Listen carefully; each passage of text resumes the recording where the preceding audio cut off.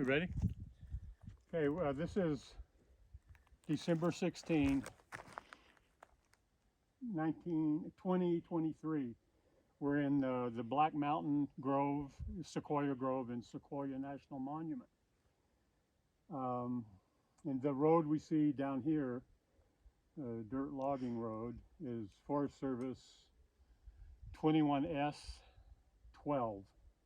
And this is the, going up 24S12 from the main road, 21S94, this is where the bulldozing, basically, of regenerating sequoia trees start.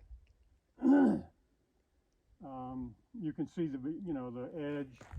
There's living sequoias beyond that edge, and to the right, they're mostly dying. We see one alive. And there are stumps here all around us, and that's why they come up here to pull the logs out.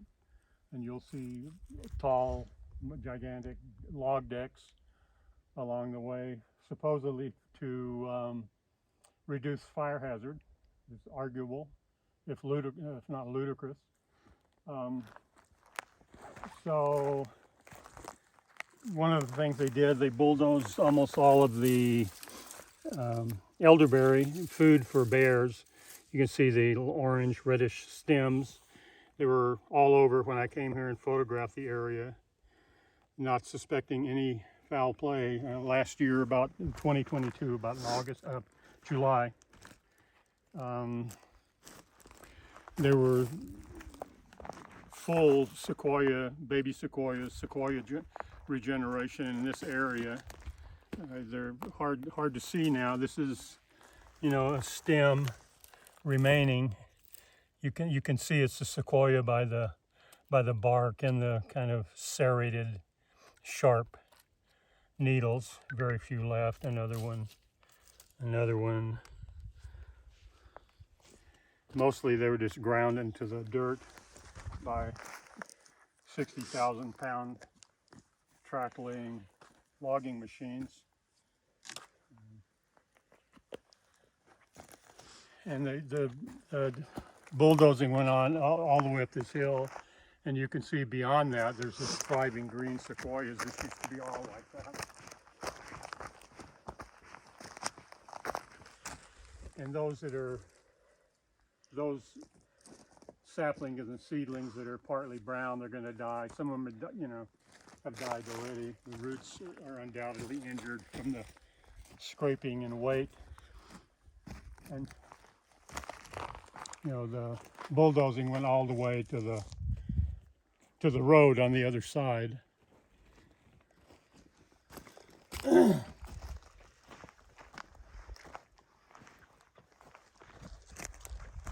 These are two seedling saplings that survived probably a few weeks after they came in here.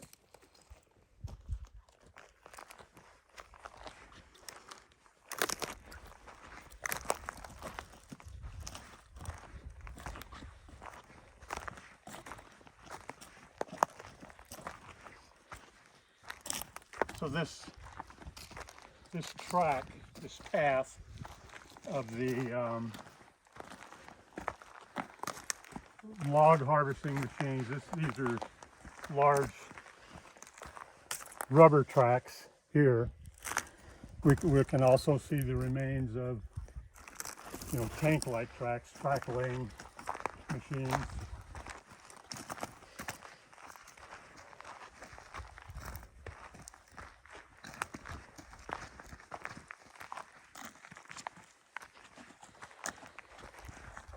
This looks like the remains, about this far apart, of a track layer of a log harvester, but basically. In this tree out in front of us, I actually photographed this tree and published it on a Facebook page that I follow. And at the time, it was 10 feet tall. I measured it, kind of roughly with my height of my hand. You're about 6 feet tall. And now It's maybe 12 feet. And you know, even though you see some occasional greenery, it's dead. They just pushed it over, it looks like. Scraped the roots for 100 feet around.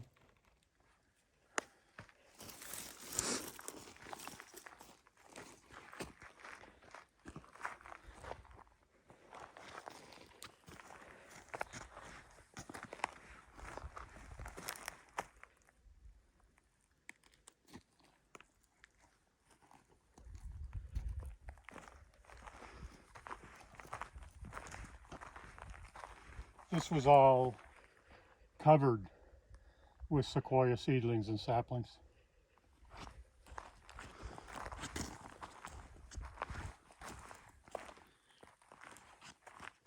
And these are, we're looking out here at the 3, 4, 5 mature giant sequoias that likely died during the fire. And what they do when the heat gets up into the canopy of these big trees, their cones heat up, and they may have been sitting in these green cones for 30 years waiting for a fire like that.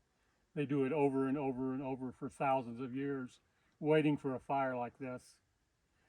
And then, you know, after the ash cools off and the fire is gone and finished and everything is cool, they have evolved to release their seeds, and they blow and scatter for hundreds of yards, sometimes beyond where the tree is, especially if they're real high like this. And those trees are never going to make another cone or a seed. And the only chance in however old they are, 1,000 years, no one really knows, to make this kind of regeneration is the fire that happened, and it's happened and it's over and it's gone.